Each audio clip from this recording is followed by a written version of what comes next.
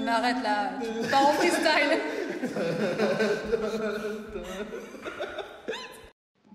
Eh bien, bonjour à tous, bienvenue pour ce premier webinaire en direct de la PhD House. Alors, comme vous l'avez compris, aujourd'hui, c'est un événement très particulier. On devait se voir à la base autour d'un événement fédérateur où on réunissait l'ensemble des doctorants de l'université. Vous savez qu'avec le Covid, c'est un peu compliqué. Alors, fort heureusement, on a inventé un nouveau événement qui est fait pour vous aujourd'hui. C'est un webinaire. Alors, ce webinaire, il va s'articuler autour d'une discussion, finalement, autour d'un forum participatif où chacun va pouvoir participer, va pouvoir commenter et pouvoir répondre à toute une série de questions qui vous intéressent. Donc, vous l'aurez compris, le sujet du jour, c'est tout ce que vous aimeriez savoir sur la PhD House et tout ce que vous ne soupçonnez pas. Avec nous aujourd'hui, nous avons caméra, nous avons Valentine de la FOEC, nous avons Charlène de la FTI, nous avons Lamia de la FOEC, Corentin de la FPMS et Éléonore de la FMP et Faculté des Sciences. Alors aujourd'hui, on va articuler ce webinaire autour de toute une série de thématiques. Surtout, n'hésitez pas à réagir en live, à poser des questions en live. On les traitera directement avec l'ensemble des invités qui sont présents. Donc aujourd'hui, c'est vraiment l'idée d'avoir un événement détendu où on partage finalement notre expérience de la PhD House et où on essaye de faire avancer plusieurs choses là concernant. Alors, on va passer directement dans le cœur du sujet. Tout d'abord, comme se posait il y a quelques jours notre cher doctorant devant la porte de la PhD House, qu'est-ce que ce bâtiment, qu'est-ce que la PhD House? Et là, grand blanc, parce que finalement, les doctorants qui sont là, visiblement, ne savent pas très bien ce qu'est la PhD House, sauf peut-être l'un d'entre vous. J'ai oublié d'allumer mon buzzer. Oh mince. Menace a été détectée. C'est la maison des doctorants. Mais encore, ça m'intéresse. Qu'est-ce qu'une maison des doctorants, en fait? C'est mon buzzer. On me voit? On me voit. Pardon, tu vois pas. On me voit pas. On te voit bien, on te voit bien. En fait, donc, la PhD House, c'est un collectif de doctorants qui essaye donc de faire des actions pour les doctorants afin donc d'améliorer leur vie en général. Voilà. Très bien, mais finalement, qu'est-ce qui fait la particularité de la PhD House? Est-ce que ce genre de structure existe dans d'autres universités ou c'est vraiment spécifique à l'UMONS?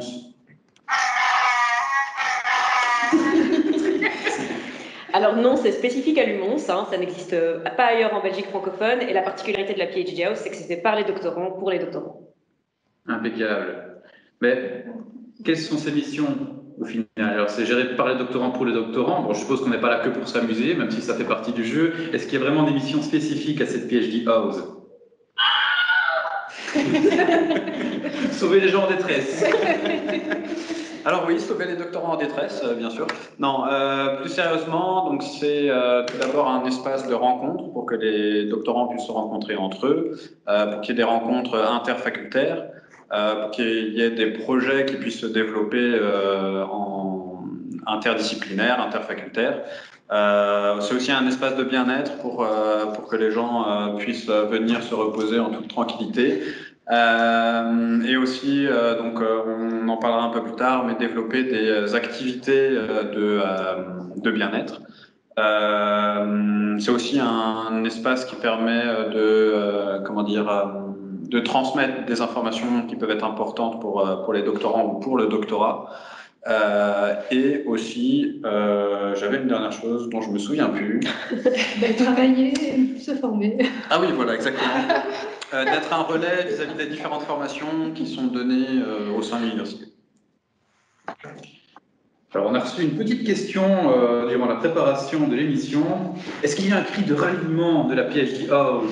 J'ai pu comprendre que certains avaient imaginé un cri provocateur. Provocateur.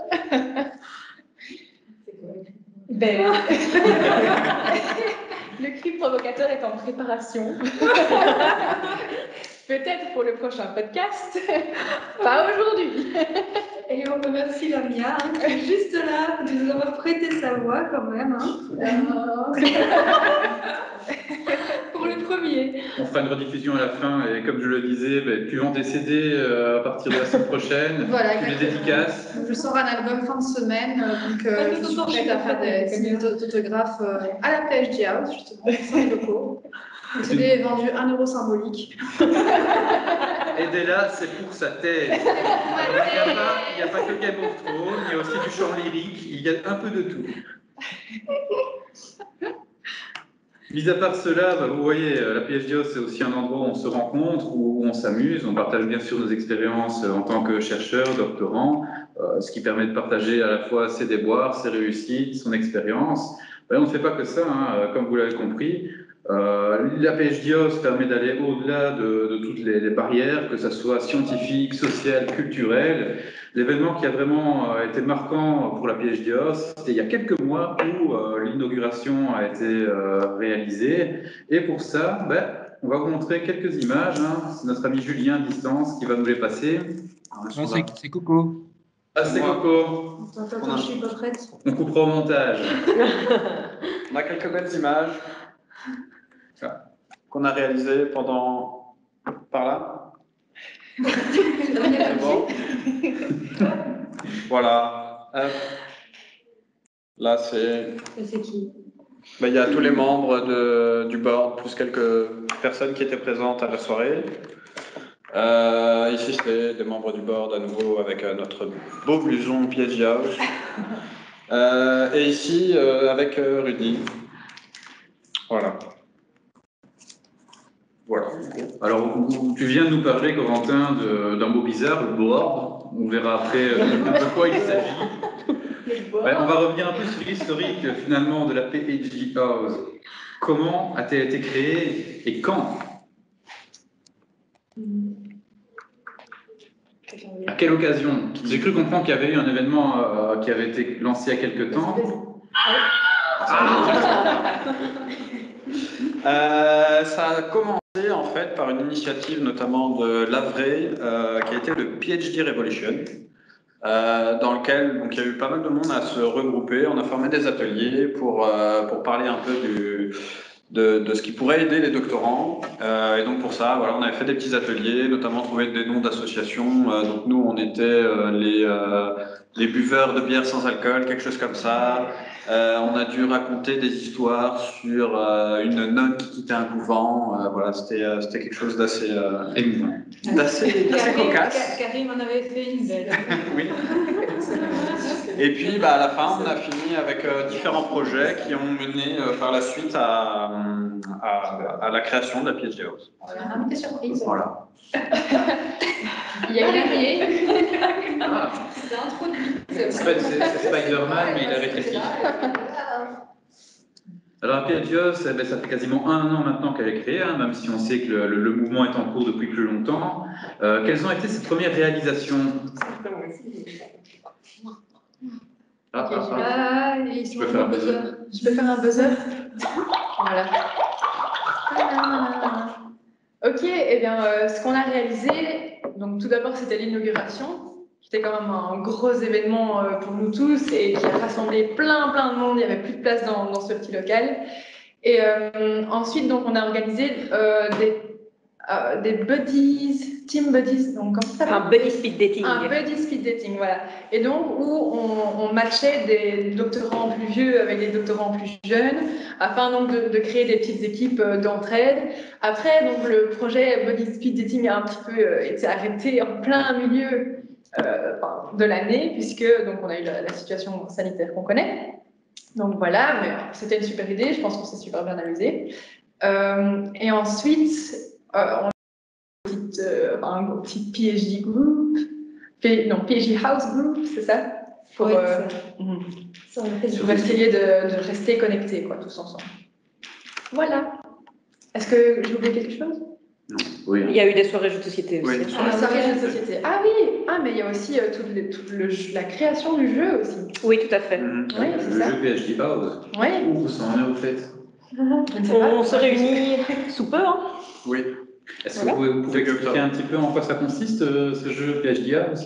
Oui, donc l'idée c'est de développer un jeu de société, jeu de plateau, qui serait destiné aux étudiants qui débutent leurs études et qui est supposé les aider à naviguer, disons, les études avec comme objectif final de décrocher une thèse. Donc, quels sont les pièges à éviter si on veut un jour faire un doctorat? Qu'est-ce qu'il faut faire, ne pas faire dans ses études?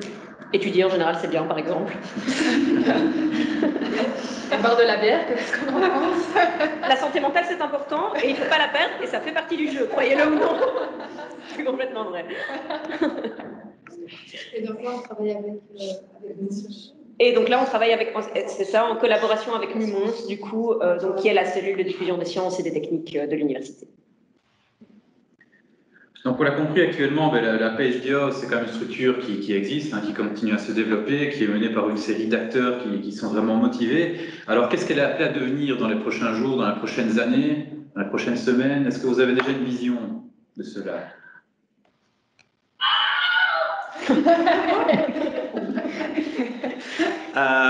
Alors, on a quelques projets pour l'avenir, dont un dont on parlera tout à l'heure.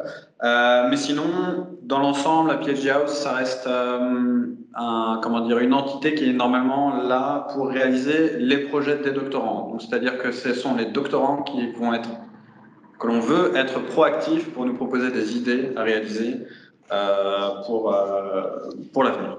Mais ça, on l'a déjà fait, qui propose des idées. On avait fait un sondage ça, sur le groupe Facebook. Et donc, c'est grâce à ce sondage qu'ils nous ont finalement donné les idées qui pensaient être bonnes afin qu'on les réalise et qu'on essaie de les mettre en route, quoi. Et normalement, l'activité qui aurait dû avoir lieu aujourd'hui, à la place de ce webinaire, était là justement pour pouvoir discuter de ces différents points d'avenir et savoir exactement comment on pourrait s'orienter pour coller au mieux aux désirs des doctorants. Donc, dans les choses qui vont être faites, il y a aussi l'aménagement du local pour que ce soit vraiment un lieu convivial où les doctorants peuvent se retrouver, échanger entre personnes de différentes facultés et de différents horizons qui ne se seraient peut-être pas rencontrés sinon, quoi. Donc la PhD House, c'est vraiment un projet participatif dans lequel tout le monde peut se retrouver et pouvoir aider, soit lancer des projets, soit participer à d'autres projets qui sont en cours. Alors ça, c'est une chose finalement, ce que les doctorants font à l'intérieur de la PhD House, mais la PhD House donne aussi des choses aux doctorants. Qu'est-ce qu'elle vous a apporté à vous? Moi, je veux bien. le fou rire. Le sourire. Ça y est, je l'ai dit. Moi, je pense que la première chose que ça m'a apporté, c'est de pouvoir rencontrer des gens qui faisaient partie d'autres facultés, ce qui, avant ça, hormis les événements notamment faits par la vraie, pouvait être assez compliqué. Et j'ai eu du coup de très bons amis grâce à ça. Et sinon, qu'est-ce que ça apporte? C'est quand même gérer un projet, gérer un budget, etc. Donc c'est toujours une bonne expérience à prendre. C'est aussi de la collaboration. De la collaboration avec les différentes institutions de l'université, avec des gens extérieurs, mais aussi entre nous et avec les doctorants. Pas mal, très bien. Magnifique. Bref, c'est du tout bénéfique pour les doctorants qui sont présents. Alors, comment on pourrait encourager justement les futurs doctorants, les futurs thésards de l'université à vouloir rejoindre la PhD House? Quelle est la plus-value pour cette nouvelle personne? A été détectée. J'allais dire une bêtise, mais des bières. Elles sont où? Sortez-les! Non, on est sympa, je sais pas. Mais Si vous deviez trouver une approche publicitaire, pour le dire. C'est vraiment quelque chose qui est là pour pouvoir aider les doctorants à mieux s'en sortir pendant leur thèse, pour aussi aider les autres doctorants, ceux qui viennent d'arriver, c'est pour tous les niveaux du doctorat, bien sûr, ceux qui viennent d'arriver, ceux qui ont un doctorat en cours ou ceux qui finissent.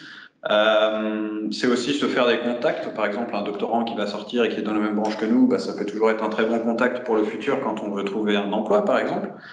Voilà, c'est ça. Je te vole la parole. Vas-y. Désolée. Non, mais je suis tout à fait d'accord avec toi, surtout par rapport aux contacts sociaux et contacts certainement sur le marché du travail plus tard. Et hormis ce gros point qui est super important pour moi aussi, je pense que tous les soft skills qui viennent avec cette expérience sont juste énormes. Moi, personnellement, je n'avais jamais géré une chose comme ça avant, un projet comme ceci avant. Donc, voilà, c'est top, c'est être en contact avec plein de gens, essayer de mettre en mouvement des gens aussi pour essayer de faire des projets. Donc, c'est tout à fait différent de ce qu'on fait déjà de base à notre boulot, quoi. Je pense qu'en fin de compte, la meilleure accroche, c'est de venir une fois à un événement de la PhD House et de se rendre compte que c'est convivial et que c'est chouette. Et, ça vaut le coup de tester une fois, quoi. Au pire, on n'accroche pas, mais je pense que c'est une très bonne accroche, justement. Toi, t'es venu une fois et tu repars plus. Dis ? T'es venu une fois, tu ne repars plus. C'est ça. C'est un peu comme le Nord. Et le Nord, qu'est-ce que tu as à voir ? L'essayer, c'est l'adopter. Eh bien, magnifique. Et justement, pour le moment, on est entre doctorants. Est-ce que la PhD House est une affaire de doctorants uniquement ou d'autres peuvent également participer? Parce que vous savez, parmi le personnel scientifique, il n'y a pas que des doctorants. La plupart de nos événements, en réalité, sont aussi ouverts aux promoteurs, toutes les personnes qui ont un lien avec le doctorat de façon générale. L'idée, c'est que c'est vraiment un espace de convivialité pour tout le monde et d'échange, et voilà, dans un cadre peut-être un peu moins formel que ce dont on a l'habitude. Et comme on est déjà en train de le faire avec, par exemple, le jeu de plateau, c'est aussi un endroit où des personnes qui sont intéressées pour faire un doctorat peuvent venir se renseigner. Voilà. J'avais que ça à rajouter. C'était quoi la question encore ? Vous pouvez répéter la question? Alors, est-ce que la PhD House est une affaire de doctorants uniquement? Moi, je voudrais rajouter par rapport à tout ce que vous avez dit tous les deux que derrière la PhD House, il n'y a pas que des doctorants non plus. C'est ça. Notamment, on a le Corsi, l'Abré, le vice-recteur à la recherche, M. Riouatier. Donc, on est soutenu, quoi. On est soutenu. Et ça, c'est sûr, si on a un problème, on demande l'aide à tout le monde et elle arrive sans souci. Donc, un grand merci à eux. Alors, quand vous dites on demande à eux qui est le on, qui est derrière la PhD House pour le moment, parce que certaines rumeurs circuleraient dans l'institution et apparemment il y aurait un groupe de doctorants occultes qui serait à la manœuvre. Est-ce que vous pourrez nous en dire plus? Moi, je pense que secrètement, la PhD House, elle est dirigée par la reine Corentin ici à côté. On ne dit pas trop, hein, mais c'est ça la vérité. Explique-nous ton rôle, ton règne. Non, Lady Corentin. Il a préparé un discours. La reine va parler, s'il vous plaît. Non, plus sérieusement, donc pour le moment, on est combien? On est 8-9? 8-9, oui, dans le board. Donc le board, qu'est-ce que c'est? Comme Nicolas a pu en parler, donc c'est une espèce de comité qui chapeaute un peu le tout, mais le but, ça reste quand même à long terme de vouloir faire en sorte que ce soit les doctorants qui participent. Et donc, nous, on est juste là pour animer un peu tout ça. Voilà. Mais pour le moment, on est là pour lancer la machine et pour qu'elle soit opérationnelle, pour que tout se passe bien après, quoi. Le board, c'est la bande de fous qui a accepté de coordonner les trucs derrière, quoi. En gros. La fine équipe. Non, ce sont les plus motivés, il faut le dire. Quand on regarde depuis le début, il y a eu quelques acharnés. D'ailleurs, qui sont les plus acharnés du board? Valentine. Ouais.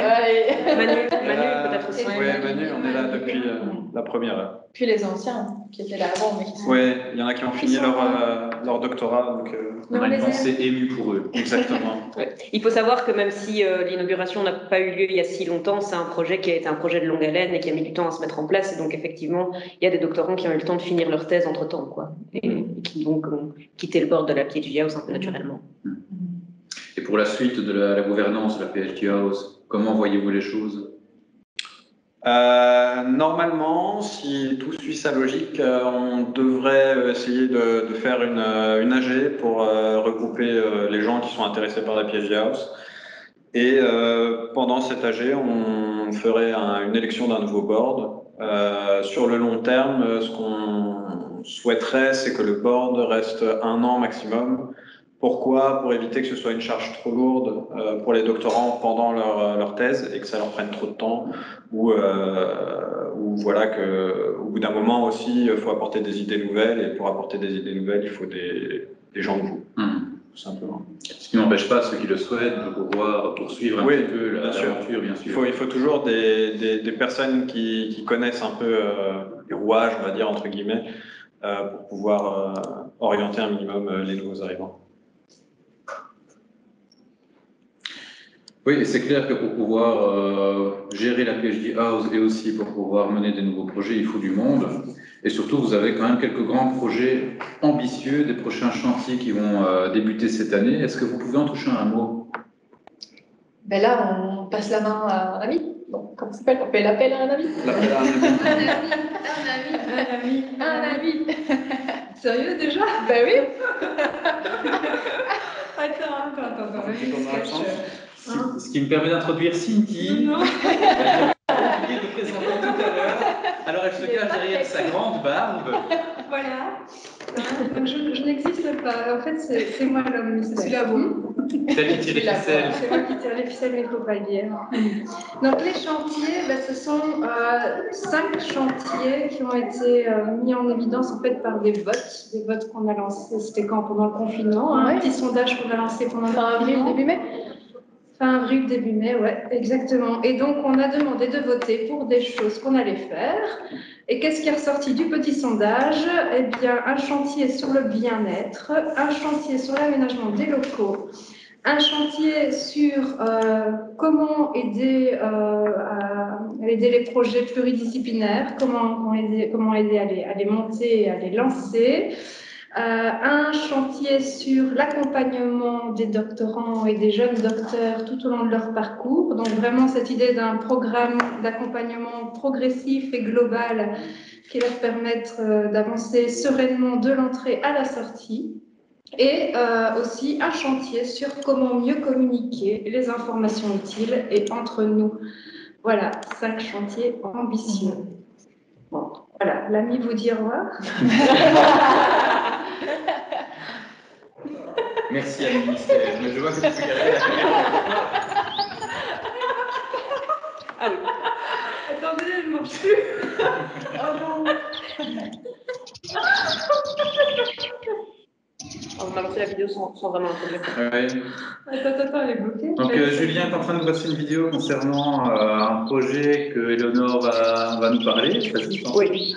Donc le projet, c'est un projet qui se fait en collaboration avec Thomas Brier, qui est professeur à la Faculté des Sciences en mathématiques. Et ce que propose Thomas Brier, ce sont des ateliers de type promenade méditative en forêt. Donc l'idée, c'est qu'en collaboration avec la PhD, on va proposer typiquement une date par mois environ, où il peut prendre jusqu'à 6 doctorants avec lui. Et donc le projet en soi, c'est aller en forêt dans les alentours, sans rentrer dans les détails. Et alors, il y a toute une succession d'ateliers de type méditatif, de type ancrage dans son environnement, etc. Mais aussi tout simplement de promenade et de discussion avec quelqu'un qui est déjà personne de confiance de l'UMON, donc qui quand même a des clés pour écouter les difficultés des doctorants et les aider éventuellement s'ils ont des périodes un peu plus difficiles dans la thèse, quoi. Et alors, il faut savoir qu'en parallèle de l'atelier collectif tous les mois, il propose aussi pour ceux qui auraient de vraies difficultés dans leur thèse des ateliers individuels où là il suffit de prendre contact avec lui. Donc voilà, donc ça va commencer au mois d'octobre, ça fait partie des projets qui démarrent bien maintenant. Super. En tout cas, on voit il y a des gros chantiers ambitieux qui vont être lancés prochainement. Bon, il y a déjà une réflexion qui a été lancée pour la plupart. Alors d'un point de vue pratique maintenant, qui propose des projets et comment peut-on y participer? Je mets pas ma petite bulle, attends. Voilà. Eh bien, tout le monde peut lancer un projet, tout le monde peut proposer un projet et nous, on en discute, on voit ce qui est faisable. et comment on peut implémenter les choses au final. Et donc, oui, tout le monde peut vraiment venir avec un projet et se dire, allez, je suis partant. Donc voilà. Nous aussi, on lance des projets individuellement ou non individuellement. Je sais pas.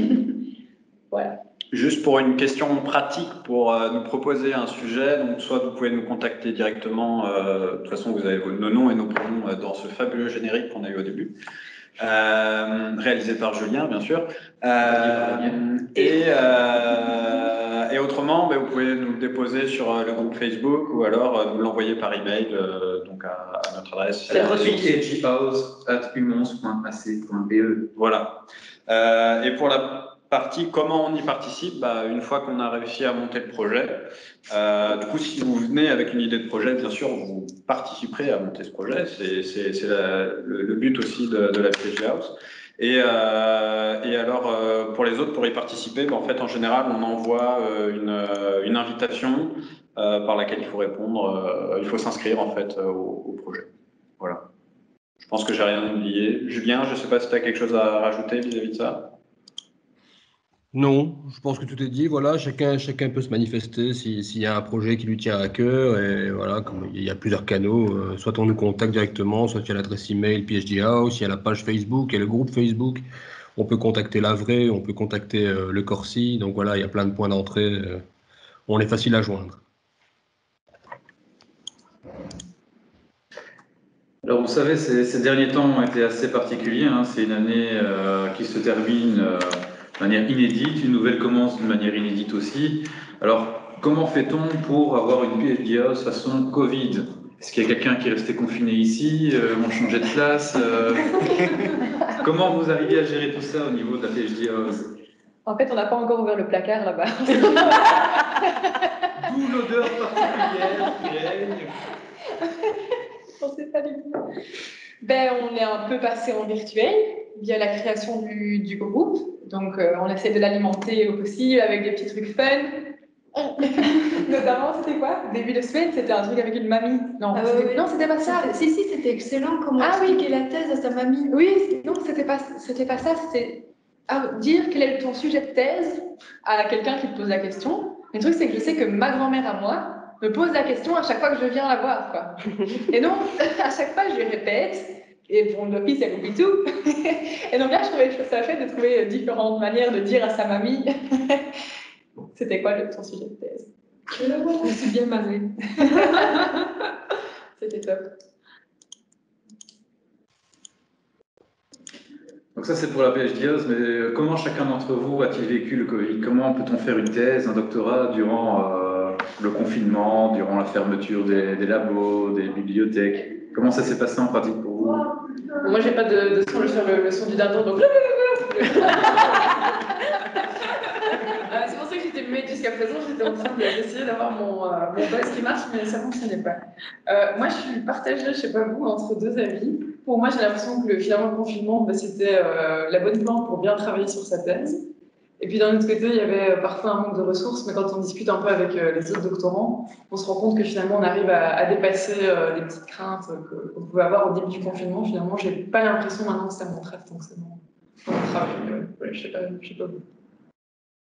Moi, je suis assez d'accord. Vas-y, Coco, vas-y. Oui, priorité au buzzer, je n'ai rien dit. Le golden buzzer. Moi, je pense que pour ceux qui étaient en pleine manipulation, ça devait être compliqué. D'autant plus qu'il faut tout arrêter, ou alors il faut trouver vraiment des bonnes raisons pour pouvoir se rendre sur place. Toi, t'es en manipulation? Non. Ah, ok. Ce n'est pas pour autant que je manipule. Moi, je manipule les gens. Non, mais c'est vrai qu'en science, il y a beaucoup de gens qui ont été handicapés à cause de ça, c'est clair, quoi. Mais autrement, c'est vrai que c'est un bon moment où si on veut rédiger des choses ou alors s'attaquer un peu plus profondément sur la biblio ou des choses comme ça, c'est vraiment un environnement qui est plutôt assez adéquat, on va dire.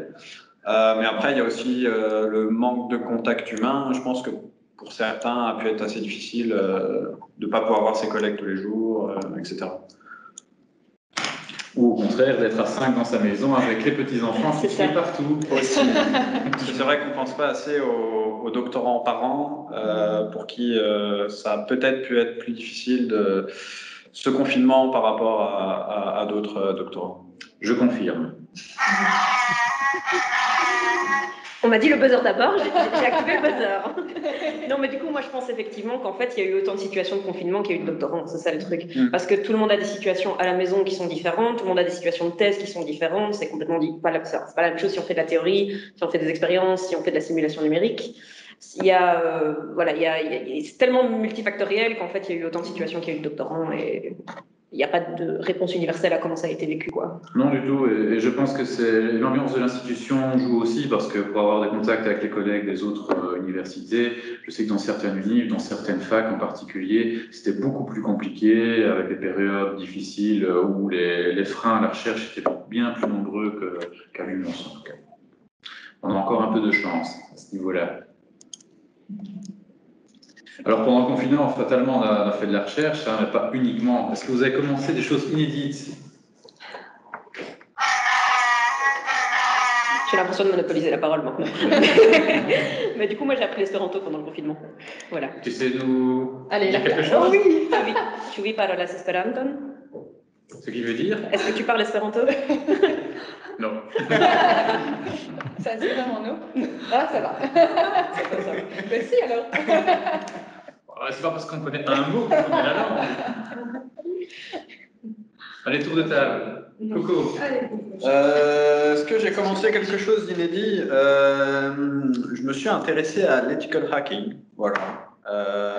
Donc c'est testeur d'intrusion, si je dis pas de bêtises. Donc c'est pour hacker de manière éthique les gens. D'accord. Donc c'est tout à fait légal, c'est des tests d'intrusion. Je me fais vraiment flipper. Tu préviens avant ou après? Vous comprenez pourquoi je dis que c'est lui qui dirige la PhD? Il a trop d'informations sur nous en fait.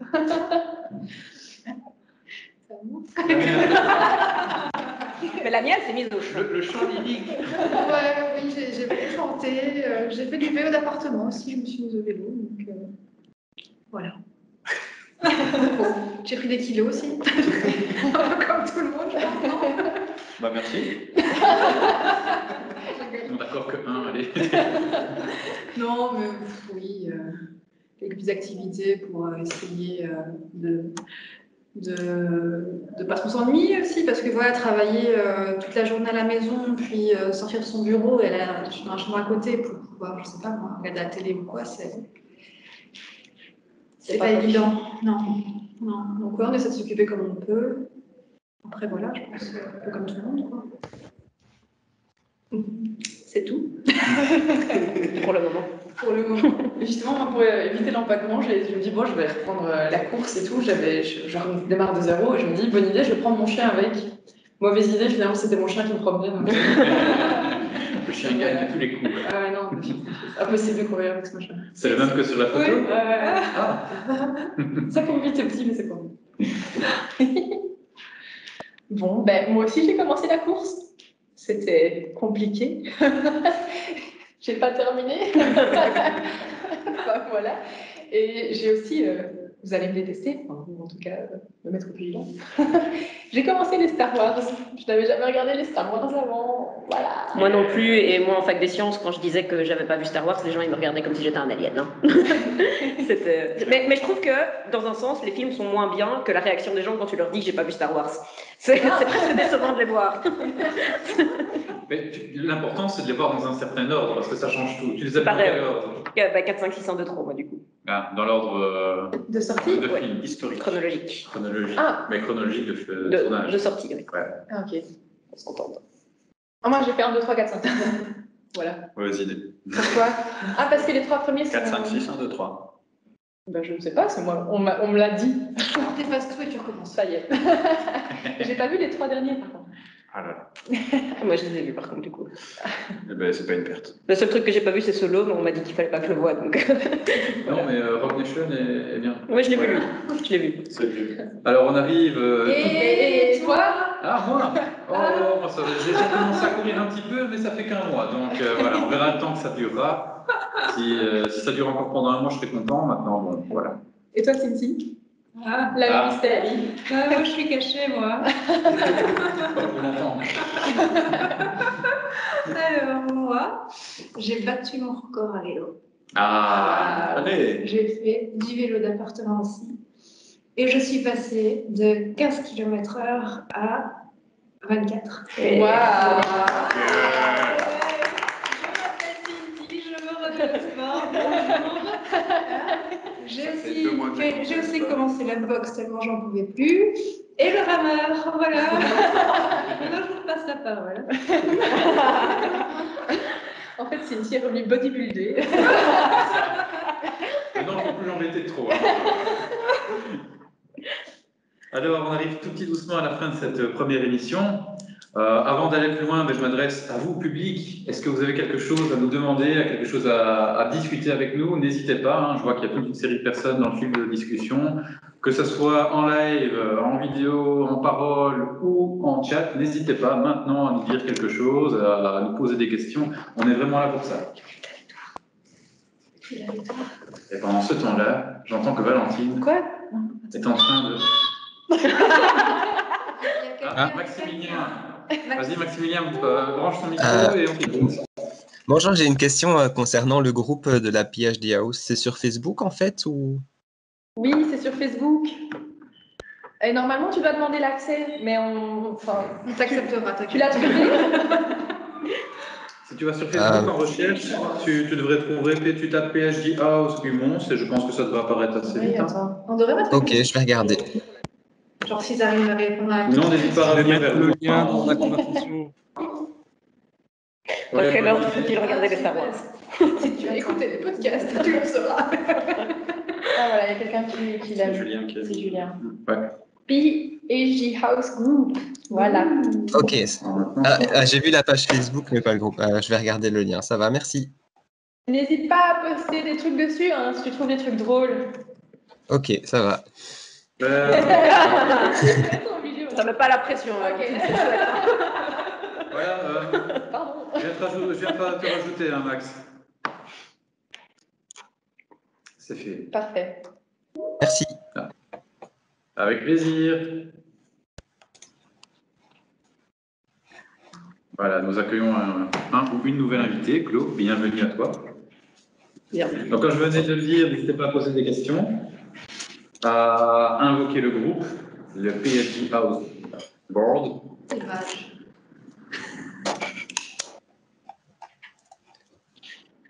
Sinon, pendant ce temps-là, tu peux commencer avec un petit générique de fin pour lancer. Elle va pas vous parler. Ouais, c'est ça, elle va faire ça toute seule. Hein. Non, La pauvre. je plaisante, bien évidemment. Voilà. Peut-être avant de terminer, un dernier petit tour de table où chacun communique, je ne sais pas, en une phrase, un mot, ce qu'il a envie de dire, soit une anecdote, soit un slogan, Tu te chauffes là. un totem. Vraiment. C'est la caméra qui choisit. Hein. C'est le mur.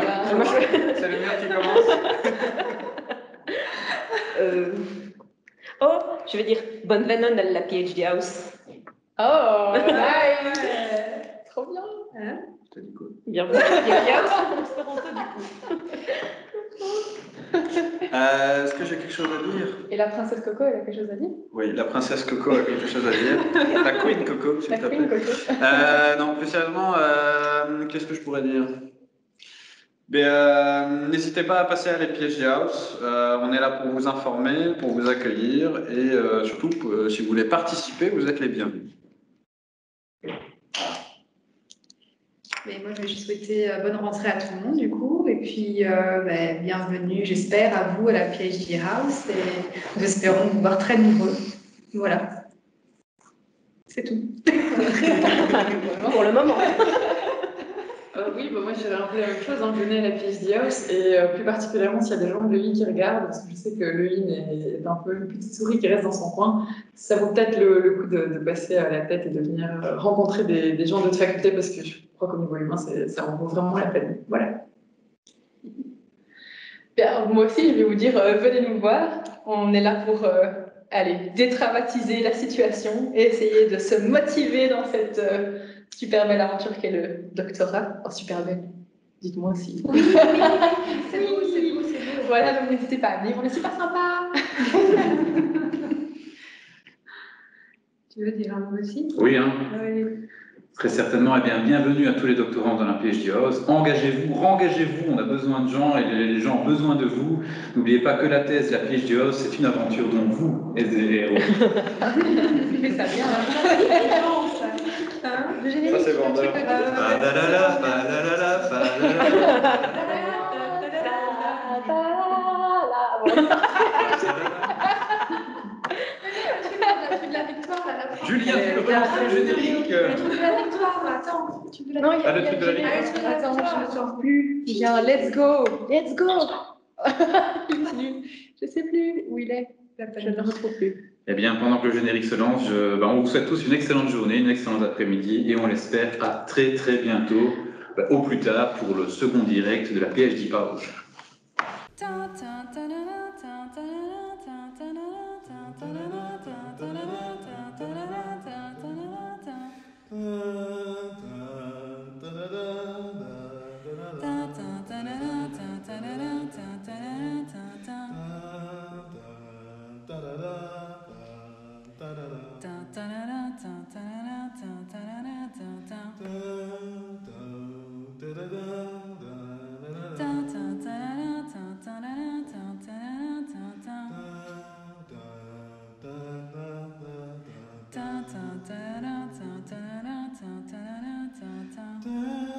Non mais arrête là, tu pars en freestyle.